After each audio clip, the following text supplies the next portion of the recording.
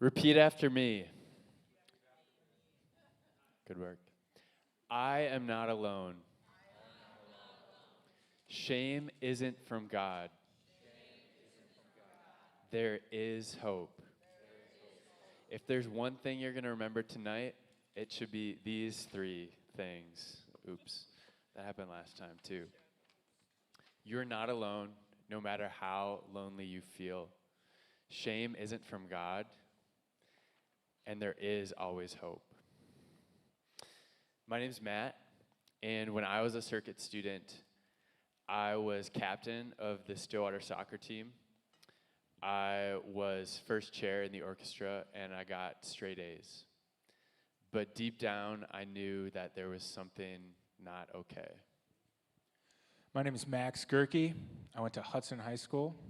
I was an all-state wrestler as a circuit student. I got 4.0 GPA, a full ride military scholarship to my number one school. But my biggest accomplishment was confessing my most secret sin and finding freedom. I'm Jill, and when I was a circuit student, I was captain of my tennis team, my basketball teams in Hastings, Minnesota. I was a leader of Fellowship of Christian Athletes at Hastings, and I was a Young Life leader. I was in my front yard. But what I was really good at was hiding my sin and my shame from my family and from my closest friends. Today, we're going to be talking about times in our life when we have felt trapped or when we felt like we have had to hide something. These stories today are going to focus specifically on pornography and sexual sin. Everyone turn to the person next to you, and if you're comfortable, say the word pornography. Like a third of the people actually did it. Some people just cringed a little bit. Part of why I said that is because we want this to be a conversation that starts conversations. So if you've never heard that word before, maybe you don't know what it is, maybe it's not part of your experience, that's totally okay. Pornography is basically any kind of content, whether a picture, a video, a book, a magazine, really anything that tries to get us to think lustfully about another person. And when we talk about sexual sin tonight, we're talking about any action, any sexual action that is going against the way that God actually designed us to act. So that could be looking at pornography, it could be masturbation, it could be pushing the boundaries physically with a boyfriend or girlfriend. And if you aren't totally sure what all that means, or again, if you're like, that is not part of my story at all, that's totally okay. Don't worry, but also don't check out, because we believe that there's still a lot here in these stories that you can learn and you can take away. If at any point tonight you're feeling ashamed, you're feeling heaviness or sadness, or you're feeling like you're not a good person, hold on to that thought, but know that that's not what tonight is about.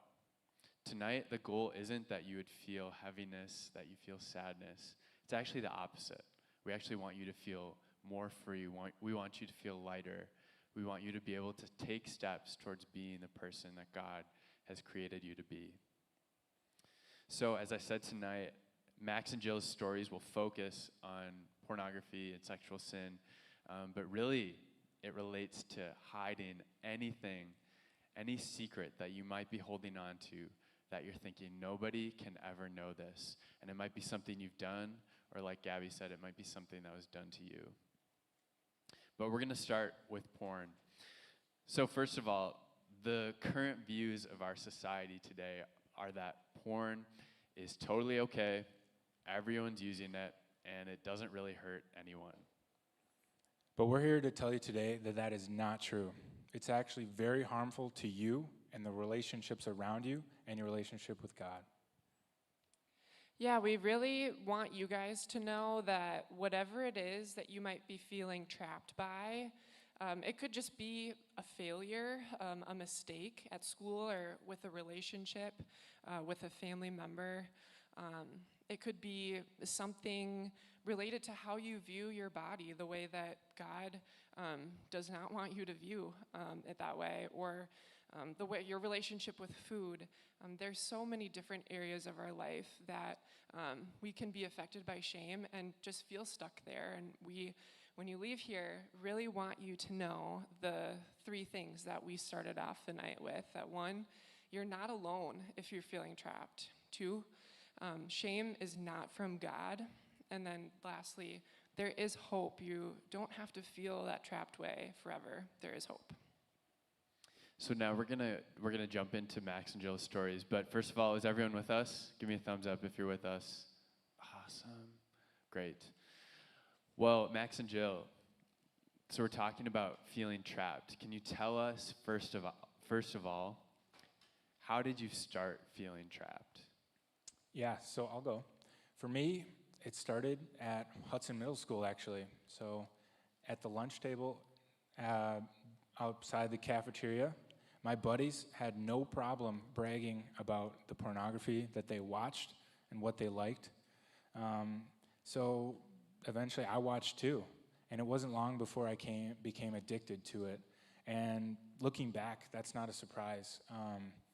Pornography is engineered to be highly addictive in the way that it's created, but also it hijacks the good desire that God placed in us for intimacy. It hijacks that because your brain releases dopamine when you view it.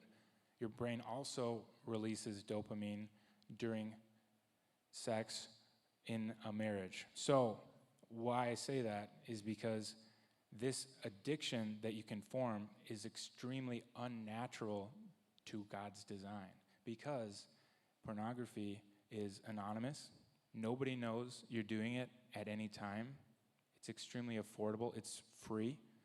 And the accessibility is incredibly high, especially as we were growing up. We were the first generation to have an iPod Touch. Now everybody has an iPod or a smartphone in their pocket. So anytime you want to look at it, you can. So when you take all those things, I was feeling extremely trapped in this. And every time I would find myself looking at it, I would feel a little bit of shame. And soon, as those months went by, I found that the shame was building and building. So that's how it started for me. Yeah, thanks, Max. Jill, what about you? How did it start for you? Yeah, I would say kind of some background to my story. Background to my story is that back when I was like, I don't know, 5th or 6th grade, I started to have crushes. And I'm sure that you guys have had a crush before. But in my family, it felt like, oh, this is something I need to hide. I don't want to talk about it. And that's just kind of how I approached like me being designed as a sexual being by God. Like, I'm just going to hide. I'm going to be embarrassed. I'm not going to talk about that. So that's kind of the background for me. And when I started getting older from my first crushes, I grew a lot taller than everybody around me because I'm 6'2" now. And by the time I was a sophomore in high school, I was pretty much taller than like everybody in my whole grade, even the guys. So all my friends were starting to get boyfriends, and they were the normal height, and I was not. So I started to think, is there something wrong with me? And it actually caused me to question my value and my worth, thinking I was less than. And I thought, okay, if I can get the attention of guys, then I will, be desirable, I'll be normal, and I'll be okay, instead of looking to God for that. So I was believing this lie about myself, and when I'd get a text or attention from guys, I would try to secure it the best I could. So with my texts, eventually when I got Snapchat was around when we were in high school too. That led to me sending pictures of myself and engaging in behavior that I felt so much shame about, but I felt trapped in because I wanted to feel normal. I wanted to be desirable. I wanted to pursue a guy, and I wanted that guy to pursue me back. That shame built similar to Max and actually led to me looking at pornography as well. Yeah, I mean, being caught in those lies about my value and feeling super alone in that, it led me to a place that, yeah, I didn't think anybody could understand, and I certainly felt like I was the only one. Yeah, I think it's interesting how for both Max and Jill, your stories about being trapped are closely tied to also experiencing shame. And we know there's actually a difference between feeling guilt and feeling shame, where guilt is this idea of knowing that we did something wrong and that we need to come clean about it or we need to make it right. Shame is this idea that because we did something wrong, that we are a bad person, that we're messed up, and that as a result, we need to separate ourselves from other relationships. So I'm wondering, Max and Jill, if you can talk a little bit about what was your experience with shame? What did that feel like? How did that impact your story? Yeah, so when I think about how shame impacted me, and when I go back to that time, I think of 3 big ways that it did. And the first one was similar to what you were saying, Matt, is that I started to believe these lies that were not who God said I was. So lies that were against my true identity. And the second was I became trapped in this cycle of shame that built on itself. And the third was a numbing of my heart that led to hopelessness. So when we talk about these lies that impacted me the most, I think back and I really believed that I was unworthy of anyone's love, God's love, my family's love. I started to believe that I was an unforgivable person, that I knew that God forgave sins, but not mine. And then I also started to believe the lies that because I was trapped in this, that I was alone and the only one going through it, so therefore I could never tell anybody because I would be rejected. So when you take all those lies, they were feeding into the way I believed I was as a person. And I would look at this pornography, it fed the shame. Because I was feeling all this weight of this shame and all these lies that I was believing about myself over and over, it built and became this huge burden because I couldn't tell anybody. It was my greatest fear. So that pressure that built up, what did I turn to? I turned back to the pornography that I was trapped in. So as you can see, it's a circle, and it kept going in on itself, and I couldn't figure a way out. And while I was in this cycle of shame, I somehow, it really damaged my connection with God. I started to believe that I can't go to church and be a real Christian after I look at pornography. I can't pray to God. I can't listen to a worship song because then I'm a fraud and God doesn't want me to. So that was a huge lie that really separated me even further from God, that kept me down. And I had to wait for an arbitrary time period before I felt like God was ready to listen to my prayers. So I put myself in a penalty box, so to speak, and that is the opposite of what God wants us to do. And we'll talk more about that later. But the last way that shame really impacted me was the numbing of my heart. I really stopped feeling love from God and from other people, my family and my closest friends, the more I was trapped in the cycle of shame because of what I believed. And it wasn't possible for me to feel that love.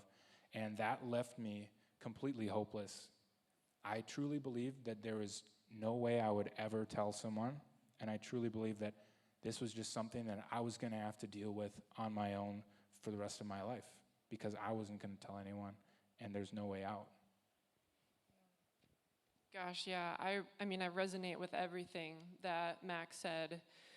Shame, really tried to convince me that I would never truly be loved. And I felt almost like this extra amount of shame because it seemed maybe a little bit more talked about or socially acceptable for guys to struggle with lust, or guys to struggle with looking at pornography. And that was hard for me because I was already feeling alone, and then I was like, okay, not only am I alone, but I'm also the only girl that's struggling with this. And so yeah, I really was stuck in a place believing that I could never be loved after what I had done. Then I couldn't tell anybody, and then if I couldn't tell anyone, I needed to lock it all away into a box. Everything that I had done, all the shame, I tried my very best to control it and lock it away down in this box, never to think about again or touch. The problem with that strategy, with my own strength, is that that box got really heavy, and it kept me trapped believing the lies about my worth. And as long as I was carrying it, I was believing that I was meant to carry that. And that was super hard. The more I ran from it, the more that I ran from shame, I felt like the more it just kept chasing me. Yeah, shame is a really sinister thing. And kind of to sum it up, shame tells us that we're worthless, that we're dirty. It tells us that we're alone, that nobody could ever understand what we're going through. And it tells us that we're a bad person just because we've done something wrong. And maybe those three ideas, maybe there's one of those that you can relate to tonight. Maybe you felt that you're alone, or that you're worthless, or that you're a bad person because of something that you've done. We want to let you know tonight that those are all lies from the devil. And those are lies that try to keep us trapped in shame. So, Max and Jill, did you stay trapped? And if not, what changed? No, I didn't. And so for me, one of the biggest turning points, although not the biggest, was me finally finding and believing that there was hope and learning that shame is truly not from God. So this happened to me when I gave my life to Christ on a mission trip in 10th grade. I came back and I finally started to understand what the gospel meant, that because God sent his son Jesus to come down and die and pay and atone for my sins, maybe there's a chance for me.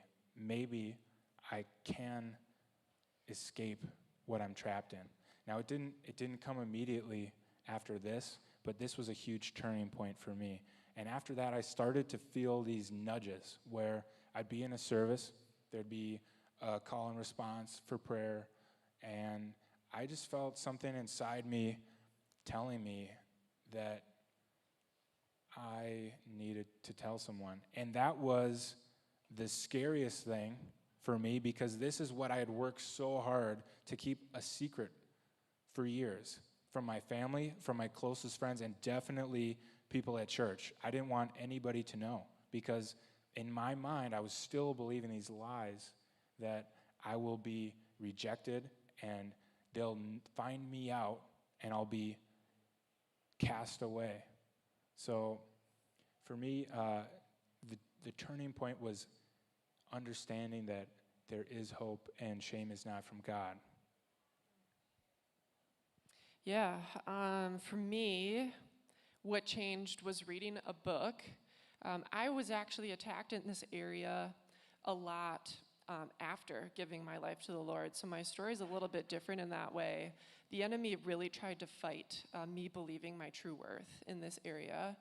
And by the time I was a sophomore in college, also a mission trip connection, Mo Isom, she was on staff with Next Step, who does all of our mission trips. I followed her on Facebook, and one day, scrolling Facebook, saw she wrote a book called Sex, Jesus, and the Conversations the Church Forgot. And it was an audio book, so I didn't have to carry it with me. I could just listen to it. And God gave me the courage to listen to that book.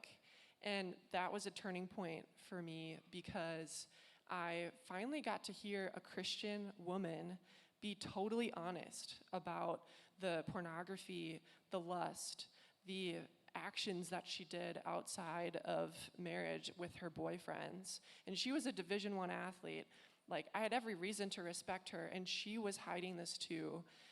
So it gave me so much courage, so much so, to bring the box that I had locked all of it away in and put it before God and be honest with myself about it and be honest with God about it, which I'm so thankful for now. And after that point, the nudges increased. Same with Max.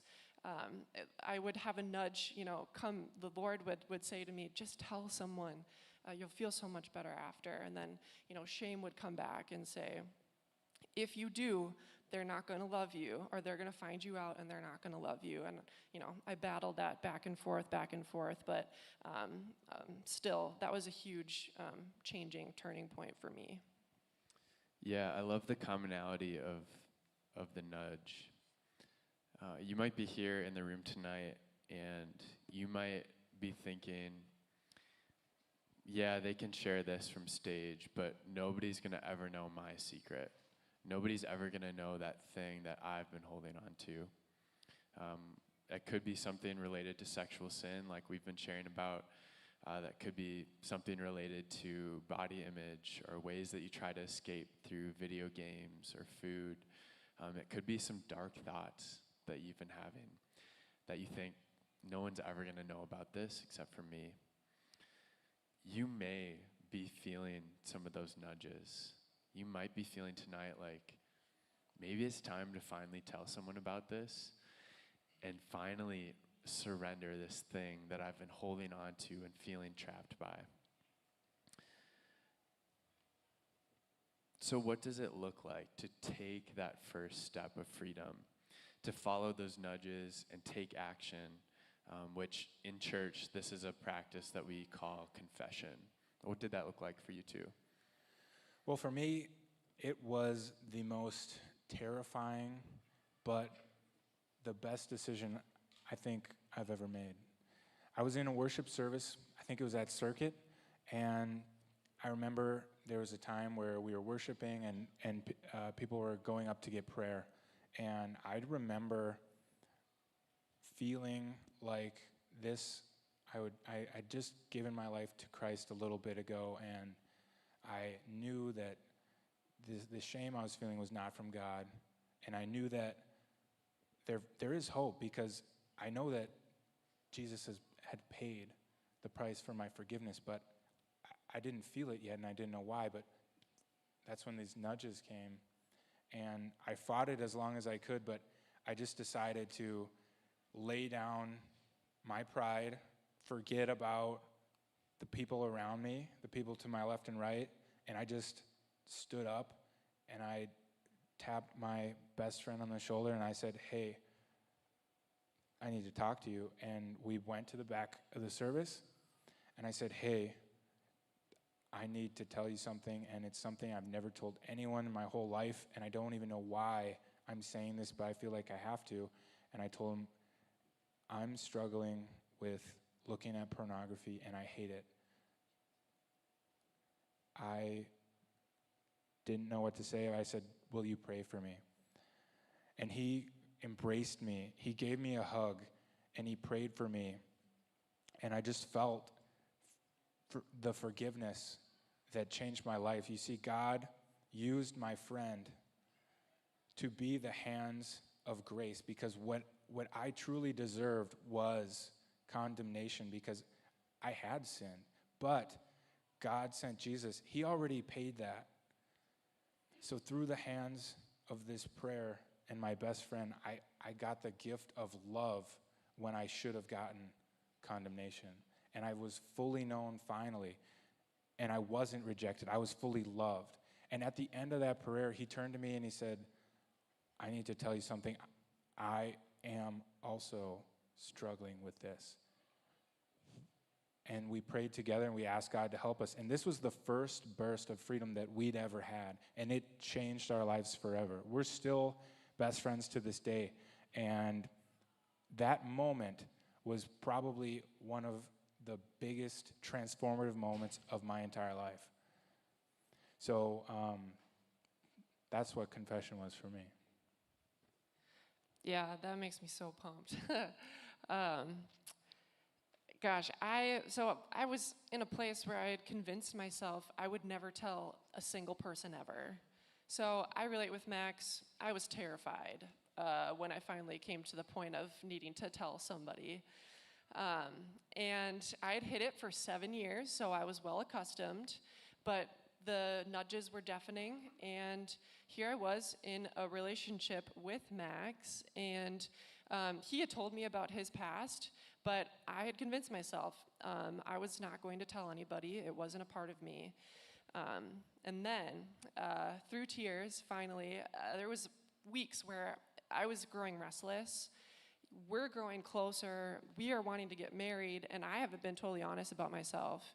So the Lord is really put it heavy on my heart. I pray to God one day, and this was just a few years ago in 2020, and I'm praying to God through tears, God, give me the courage to do this, and I call him up, and I tell him all of the things, all the reasons why he wouldn't want to be with me anymore. You aren't going to want to marry me anymore once I tell you this. You're not going to want to be with me anymore once I'm honest with you about this. And he just said, Jill, tell me, what is it? What is it?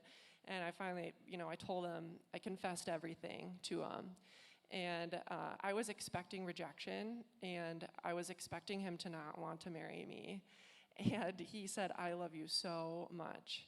And Jesus died on the cross for all of those things already. He paid for those things already. You're free. You're free from all of that. And I couldn't believe it. I was so totally floored. And I regretted hiding it for that whole time. It had caused so much hurt to my identity and in my heart. And to feel light after he didn't turn me away was incredible. It was God using Max to show me his grace, and it felt so warm. It also was incredible amount of peace. I couldn't believe it, and I actually felt prompted to tell my parents right away and to just really come clean. But yeah, I mean, it was incredible because I felt like I deserved rejection, and in that moment, I really found belonging, and I felt the most love from God that I had ever felt in my whole life. Freedom is a beautiful thing where Jesus takes what feels heavy and where we feel trapped, and he makes it light, and he makes us free. A lot of times, confession is the first step in getting freedom from something. Confession isn't an all-encompassing thing of freedom. There are other steps after that to pursue deeper levels of freedom. But because we don't have time to go further into that tonight, that's kind of where we'll leave this off. If you're interested in learning more about freedom, if maybe there's something that comes to mind for you, where you want more freedom, we have a couple resources for you up on the screen here. We are going to start a small group, I think in a couple weeks on Sundays from 9:30 to 10:30 a.m. Focus on freedom, and it'll be 6 weeks long, and we'll spend every week talking about kind of the next step and how you can get more freedom from the things that are holding you back so that you can be the person that God has created you to be. Additionally, there is a podcast that we've put together called the Freedom Series Podcast, which is on Spotify. Raise your hand if you listen to podcasts. Okay, that's pretty good. Nice. Yeah, if you're interested in that, you can either take a photo of it or look it up right now. Otherwise, your leaders on their blueprint will have more information for that. So leaders know that that's on the blueprint. What we're going to do right now is, if you've been kind of hearing this tonight and thinking, maybe it is finally time to take a step, we're going to have some time to respond. So right now what you can do is you can reach under your chair and take the paper and pen that is on the ground there. And in a minute, we're going to have the band come up and they're going to start leading us in some songs. And here's what we want you to do. The instructions will be up on the screen. So you'll take, first of all, just take a few minutes to reflect on, is there something that I feel like I've been hiding, that I feel like I've been ashamed of, that I feel like has kept me trapped? And it might be something that you've done, or maybe it's something that someone did to you. After you've taken a few minutes to reflect on that, write it down on the piece of paper. You don't have to show anyone. This is between you and God right now. Take a few minutes to pray about that, to ask God for either forgiveness or for healing, depending on what you wrote down. After you feel like you've done that, you will be able to stand up and go. We'll have trash bins in the back, and then I think we'll have a couple up front as well. And you can go throw that paper in the trash bin. And what this is it's symbolizing taking this thing that you've been holding on to, that you felt trapped by, and giving it to God and surrendering it to Him, and taking that first step of freedom with Him.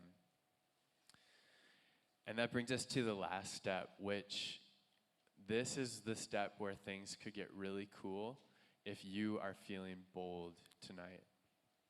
So maybe you've been feeling those nudges about wanting to finally tell someone that thing that you've been keeping a secret. We'd invite you either during worship or maybe when you go back to throw or come up to throw your paper away.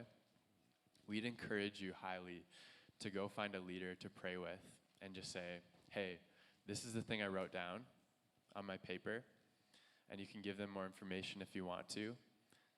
Will you pray with me? And this is our way of taking the first step of confession and taking that first step of freedom. And it could be with a leader. It could be with a friend too.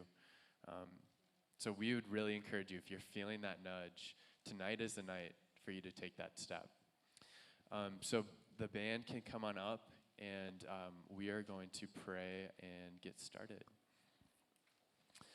God, we thank you for tonight, and we thank you for your goodness and your grace. God, we thank you that you love us, not because of what we've done or what we haven't done, but because we are your children.